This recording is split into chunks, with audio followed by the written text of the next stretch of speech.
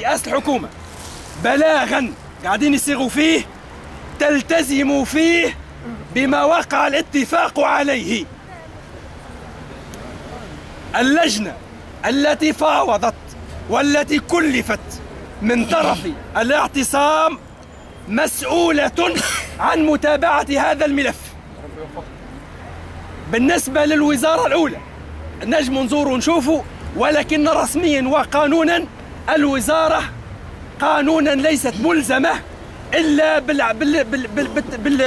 ملزمة باتفاق إلا مع منظمات رسمية.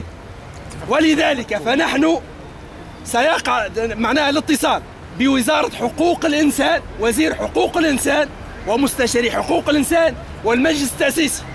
سنحصل على كل من يقع تعيينهم كل نهار، القائمة اللي تهبط فيها تعيينات نحصل عليها.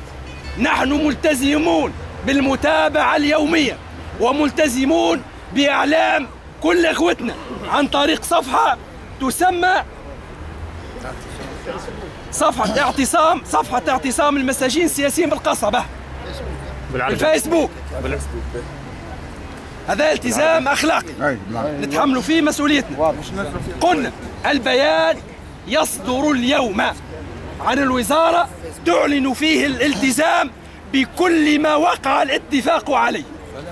من جهتنا بلاغ سنصدر بيان الآن باش نقرأ عليكم عن المعتصمين نعلن فيه ما وقع التوصل إليه في المفاوضات، ونعلن أننا في اعتصام حتى يصدر هذا البلاغ. نوجه هذا البيان إلى وسائل الإعلام وإلى الوزارة الأولى، ونحن في انتظار أن يصدر هذا البلاغ.